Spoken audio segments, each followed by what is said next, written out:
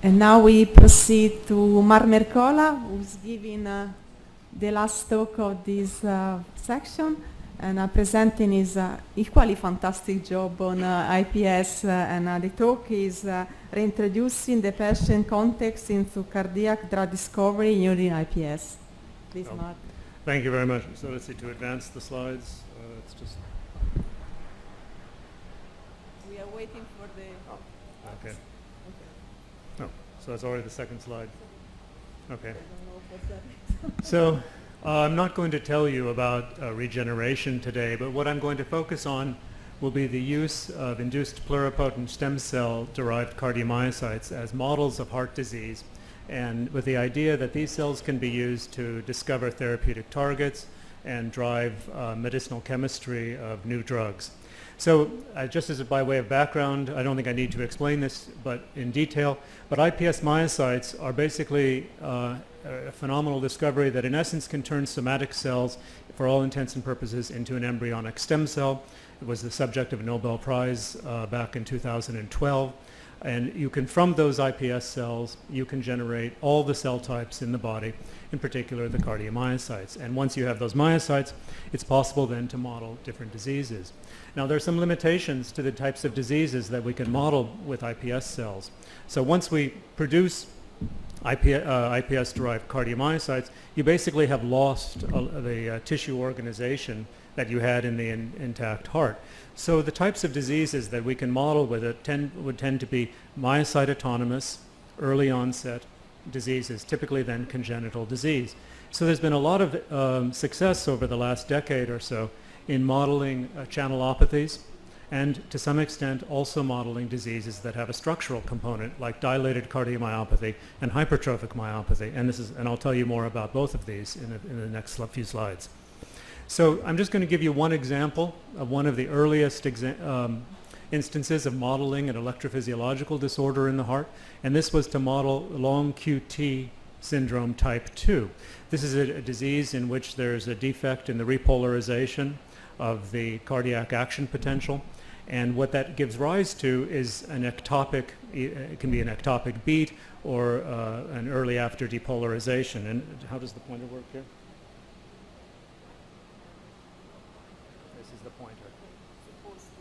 Supposed to. It doesn't point very well. Okay, so what you can see on the bottom of the slide, if you look, you can see these extra little spikes coming up, and those would be either early after depolarizations, or if they rise up to the same extent as the initial peak, we would call that a triggered activity or triggered beat. So what I'm going to tell you about then is use of iPS cells to address three different questions. Firstly, one thing we would like to do with iPS cardiomyocytes in drug discovery is to is to predict the adverse effect of drugs, which is the major problem for pharmaceutical companies, that drugs fail because of cardiac reasons, oftentimes with disastrous financial consequences after market launch. Secondly, is it possible to use high throughput assays of iPS cardiomyocyte physiology to make better drugs? Could we use it to drive the development of drugs, say, to remove some of their undesirable effects and make them more effective? And thirdly, can we discover etiology-specific therapies for heart disease? So I'm going to start with the cardiotoxicity testing. And on this slide on the top, it illustrates the current state of the art of all published reports on cardiotoxicity testing. Basically, you make iPS cells from a healthy individual, you put those iPS cardiomyocytes into a dish, you treat them with drugs, and you ask if the drugs are safe or toxic. So nearly all large-scale studies have been done with just 1 or 2 donor cell lines worldwide. The predictive value is okay, but it's roughly in about 80% in the ability to correctly classify drugs. However, many compounds are improperly classified. And so one of the problems that we deal with is, are the cells too immature? Or is the culture system too simplistic? And I would argue there's a major issue here, and that's that we're not including human genetic diversity in these assays. So we're not running like a clinical trial in a dish. You're taking just one normal person who might get exposed to the drug.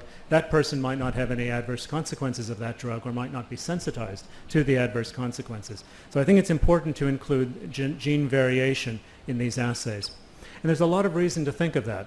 Not just ion channels, but also structural proteins can influence the susceptibility to drug-induced toxicity.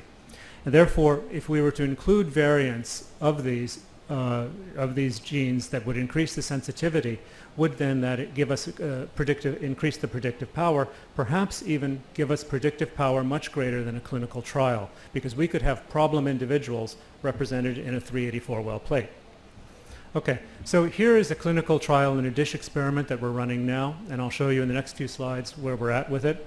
And what we're doing is we're taking a panel of normal individuals, a small number, admittedly, 4, and then we're also taking a panel of taking one of those individuals, and into that person's iPS myocytes, what we have introduced genetic mutations, single loci mutations in genes that would cause normally long QT 1, 2, and 3, or various forms of dilated cardiomyopathy, or a couple forms of hypertrophic cardiomyopathy, all of which can increase sensitivity.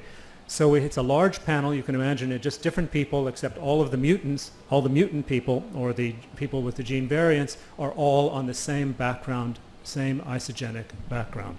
That allows us to isolate the effect of the mutations and not the effect of patient background, which of course is interesting in and of itself.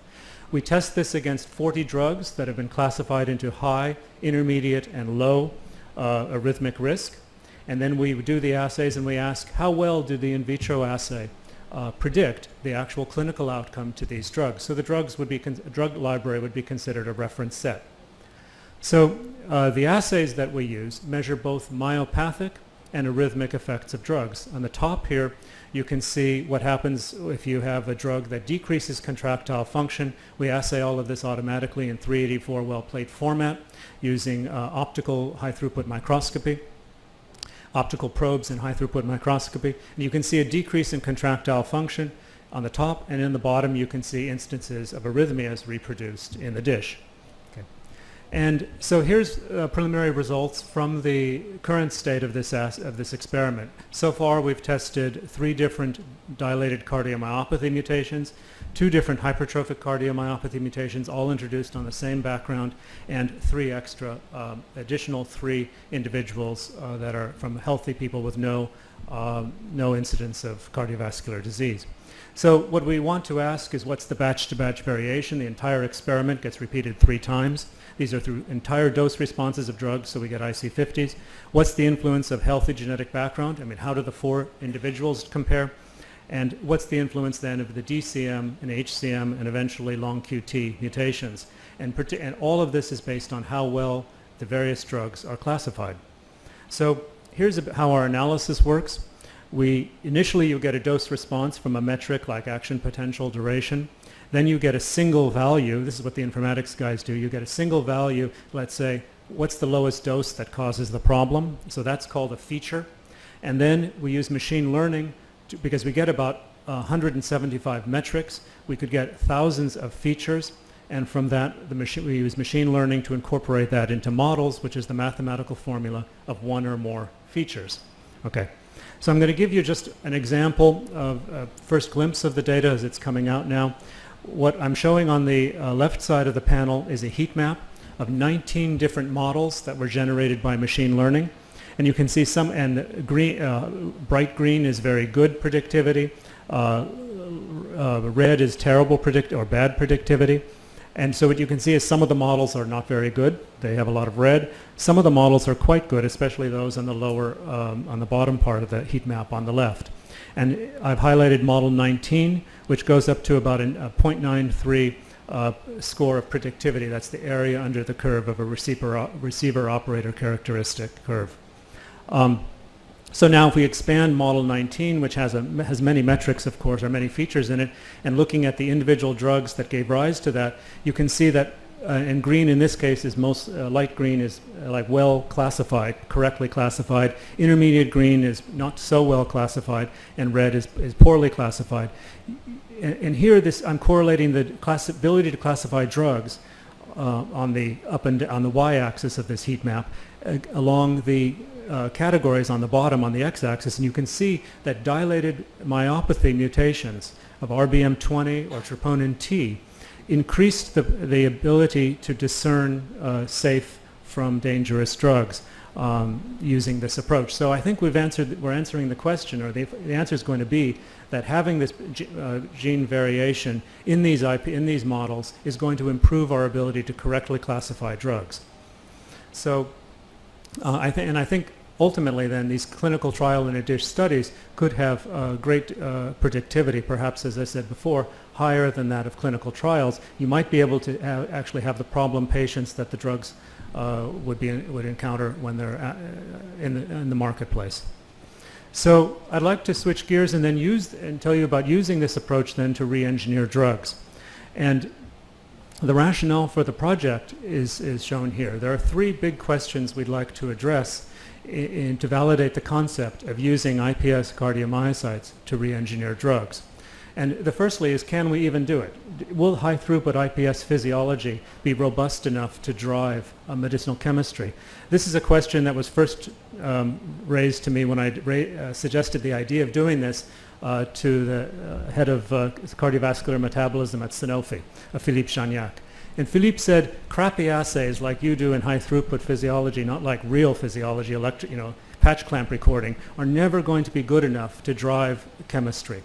So that has been a challenge to try to do that, to prove Philippe wrong. And then secondly, can we actually identify different structural determinants in a drug for complex physiological properties of cardiomyocytes, and can we then re-engineer those properties of the drug to be beneficial? Okay, so here's the overall approach. The idea is to identify patients that have some limitation when treated with a drug, and then find, of course, match that to the drug so that the limitations are basically adverse effects of the drug, and they might limit dosing or effectiveness of the drug. Then go through a high throughput approach where we drive the medicinal chemistry to produce a better drug. So I'm going to give you two examples. One of them is an anti-arrhythmic. It's an old drug. It's been around for more than 30 years. It's used to treat long QT type 3. And it's structurally similar to lidocaine. It binds to the same binding site on the sodium channel of cardiomyocytes, but it's orally available. It has a number of liabilities, including nausea and seizure, and also it can cause arrhythmia in its own right in susceptible patients, and that's what we can see in the myocytes. So just a word on long QT3. It's a defect in the cardiac sodium channel. And what this does is, if you look at the bottom right, this is the current during an action potential. There's an initial spike that's inward, okay, and that's what drives the action potential. Then most sodium channels inactivate, and so the sodium channel basically turns off. But in long QT3, it doesn't inactivate very well, giving you a large sodium current. That's in that green shown there on that diagram. And what that does is it pushes out the action potential, making it longer, and then that's reflected in a surface electrocardiogram as an elongation of the QT interval. So we identified a boy who's at Columbia in New York City, and this boy was born with a very malignant form of long QT3. In fact, he was diagnosed in utero, one of the youngest patients diagnosed with long QT3. Upon birth, he was implanted with a dual-chamber ICD. He was treated with mexiletine. His electrocardiogram shows a very long QT interval of about 825 milliseconds. Typically, you want to be under 500. So iPS myocytes were made from this boy, and you can see on the lower right that there's a very exaggerated late current. So that usually the late current is almost imperceptible in iPS cardiomyocytes, but in this boy it was quite dramatic. So we remade iPS cells from fibroblasts that we obtained from the boy, and we could see the beneficial effect of mexiletine. He was actually treated with mexiletine. So you see on the top that the action potential gets shorter. That's the good effect. Now this boy was treated with a very high dose of mexiletine to achieve clinical benefit. And unfortunately, when we treated his iPS cells with a high dose, we didn't see any bad effect of mexiletine. This is a healthy control individual, and this is the effect that you see. You see these after depolarizations, prolongation and depolarizations. That's the bad effect. So we had to use, the boy was resistant, his iPS cells were resistant, and then we had to go and get another patient. We found that about 3 out of 4 iPS myocyte lines, representing 3 out of 4 people, are sensitive to the bad effects of mexiletine. Okay, so here was the a strategy to re-engineer the drug. We made myocytes from both the boy and from the healthy control individual. We ran compounds through high throughput assays. We then went through some patch clamp physiology after. And in the end, we started with 170 compounds. We did this iteratively in cycles of about 15 each, about a dozen cycles. And we ended up with 4 that have improved properties. And so I'm not going to go through all of it, but just to summarize that we were able to identify different parts of the mexillatine molecule that affected different things. On the right side here, you can see a determinant that was important for potency. But you mess with that and you lose selectivity. We could restore selectivity by tweaking the left side of the compound. In the end, we made compounds that were very effective. So if you look at the healthy control individual where you can see the bad effects, the adverse effects of mexillatine, normally mexillatine on the left causes an action potential prolongation. One of our analogs, as an example, causes only a slight shortening, which is what it should do, what you would like the drug to do, desired profile. And in the long QT3 patient, we only see the shortening, again at a much lower dose. And if you look at the dose curves here, you can see that it's very nice dose responsive. And importantly, the black and the red are more separated for our analogs. The black is the inhibition of the peak current that you actually would rather not inhibit, and the red is the inhibition of the late current that you do want to inhibit for the therapeutic effect. So I think we can make, and that's quantitated there, but I think we can, in summary then of this part of the talk, we can use iPS cells to drive med-chem, and we can make a better drug. And this molecule is now moving forward into large animal studies for efficacy, and we've chosen to use dogs for this because mexillatine is used clinically in veterinary medicine to treat dogs. It's not so much used anymore to treat people. It was really something we did as a proof of concept.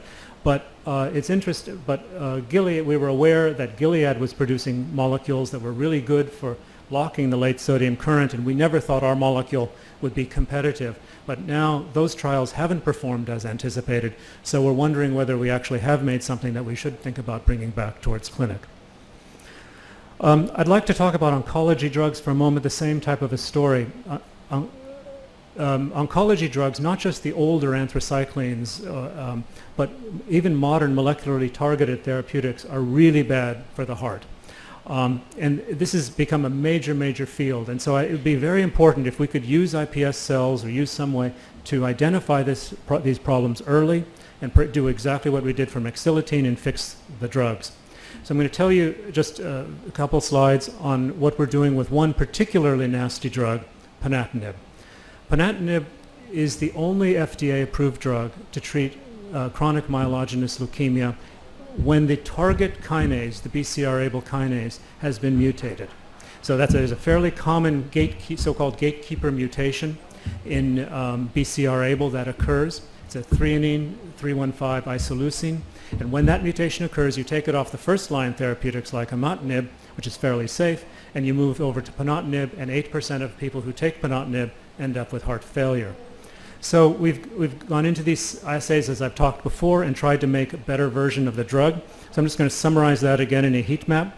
Blue in this case is good, so that it's good either for tumor cell inhibition or it's good for low cardiotoxicity. And red in both instances is bad. It has low tumor cell inhibition or high cardiotoxicity. And you can see that ponatinib on the top heat map is basically a very potent molecule against the mutated BCR-ABL kinase. Okay, that's the reason it's in clinic. But it's terrible for cardiotoxicity.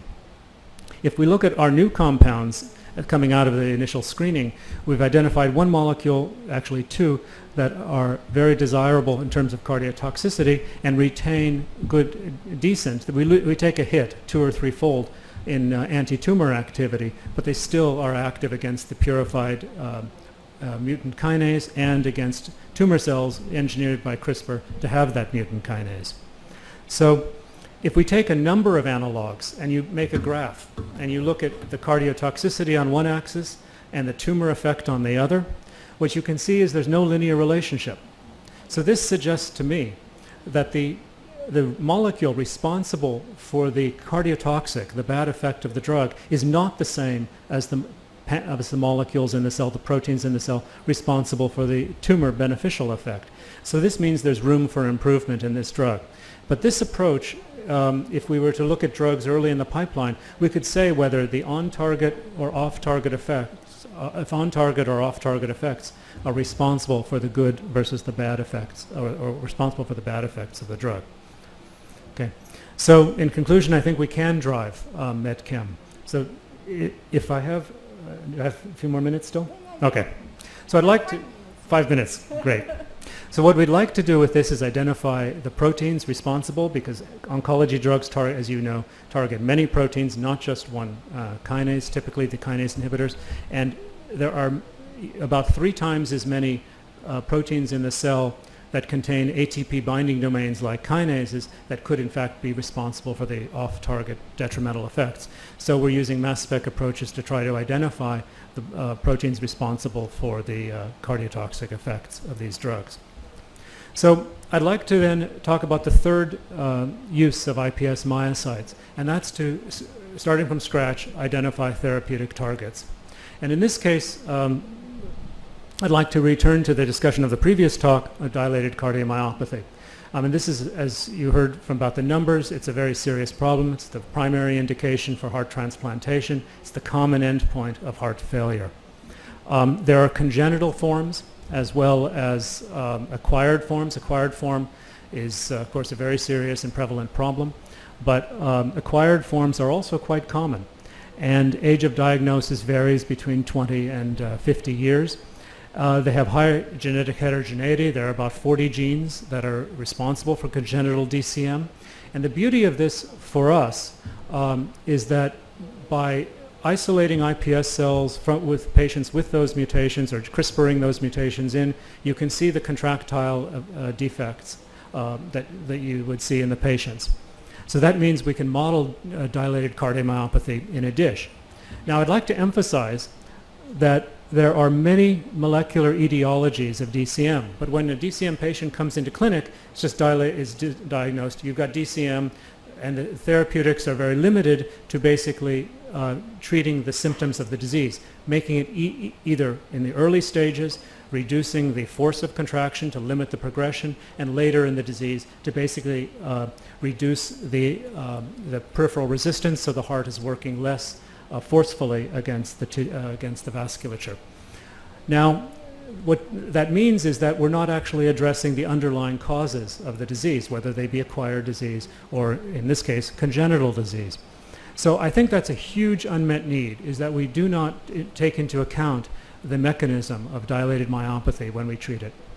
So this slide illustrates a number of inputs into dilated cardiomyopathy in congenital disease. They can be mutations in sarcoplasmic reticulum proteins, the sarcomere, desmosomal junctions, and so on.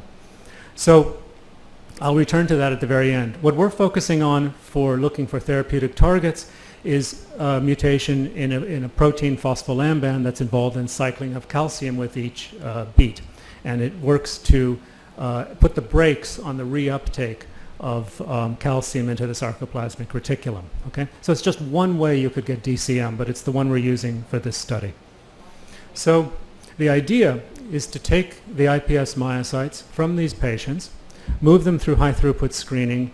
I try to identify therapeutic targets, in essence, by high throughput screens of proteins, move those proteins into traditional pharma type studies, make drugs that could then go back to the patients. Obviously very long term. So just to show you that we can actually reproduce the phenotype of this disease, by the way, is prevalent in the north of the Netherlands with this particular mutation. And about 35% or so of the people that have the mutation come down with the disease. That means about 65% are just carriers. And so what we've done is we've taken iPS myocytes from a patient. Actually, the man who's in that photo there is the patient. And he's looking at his own myocytes beating in the dish, but he no longer has the disease because he's a heart transplant recipient himself. So we can make his cells and we can genome edit them to make the isogenic control. We revert it to wild type.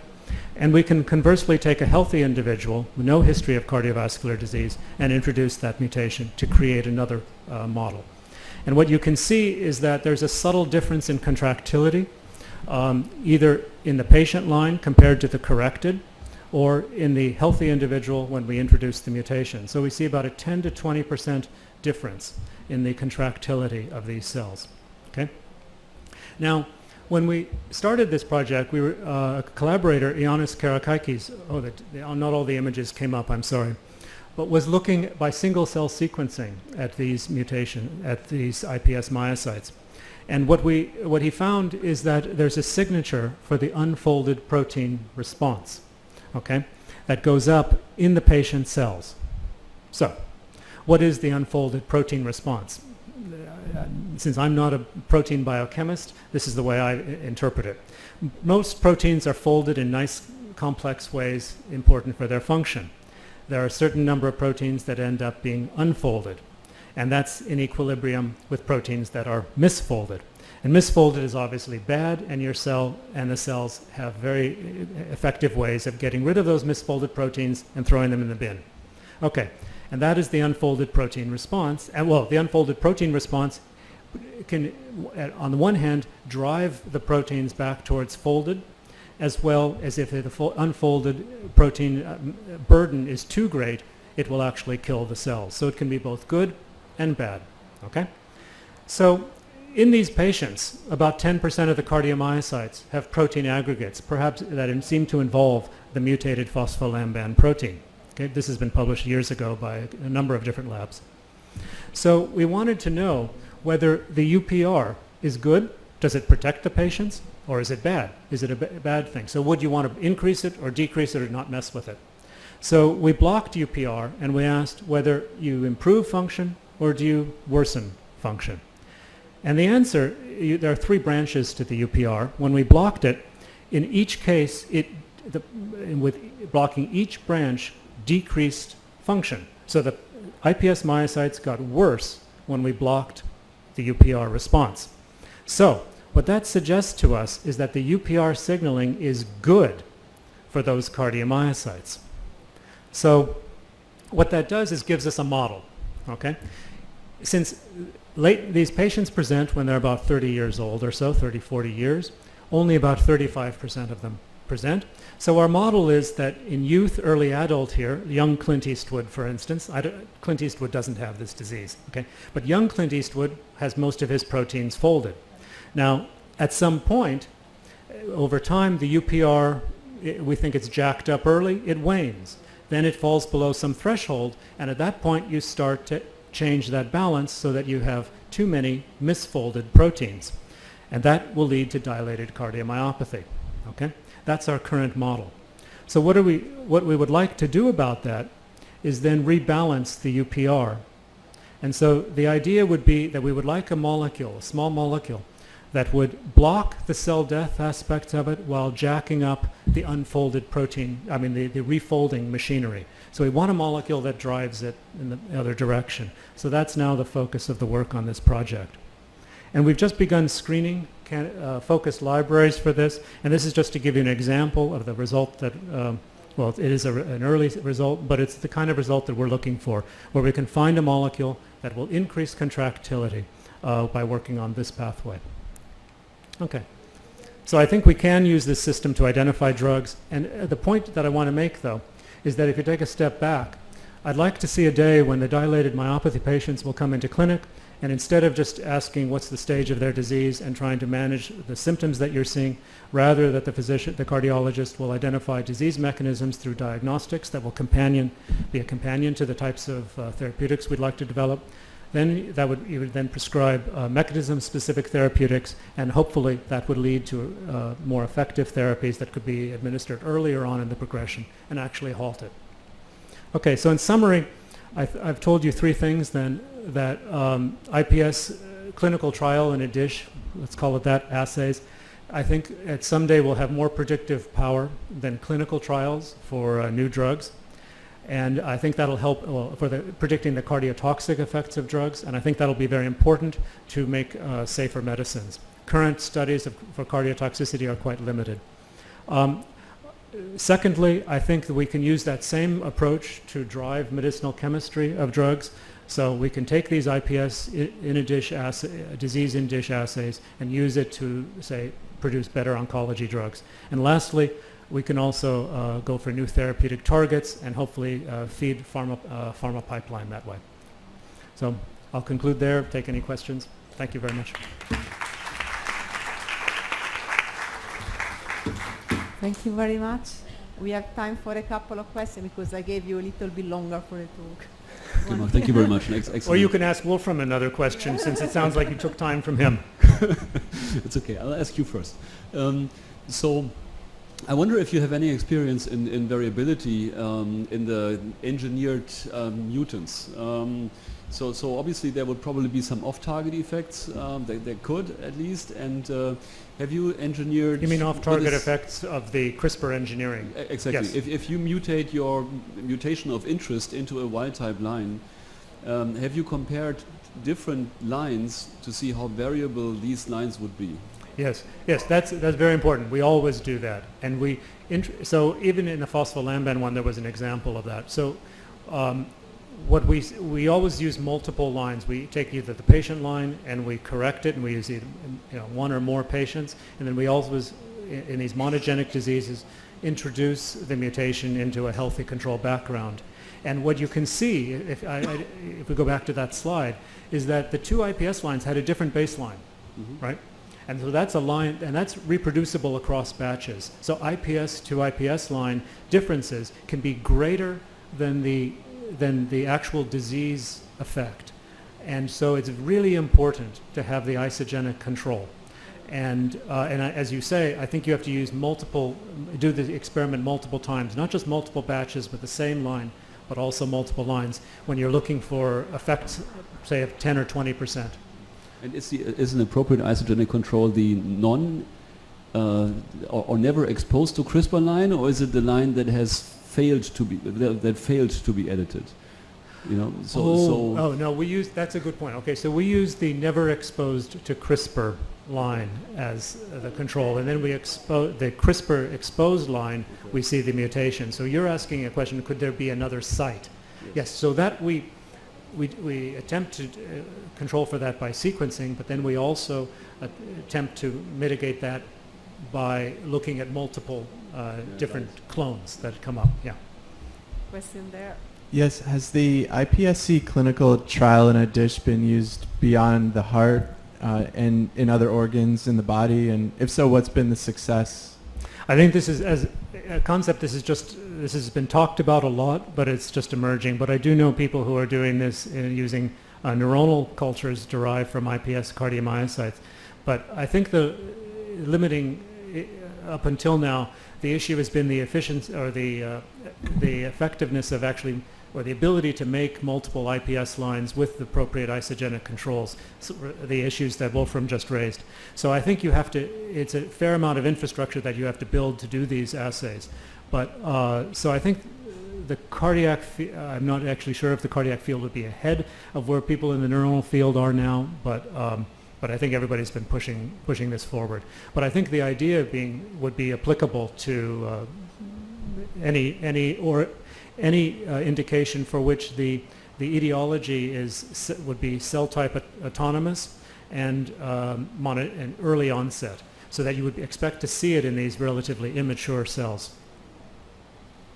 Yeah. Thank you very much. We close in perfect time, and also on behalf of my co-chairman, I wish to thank all the speakers and the audience for the question. And it was, I think, a very successful meeting. Thank you.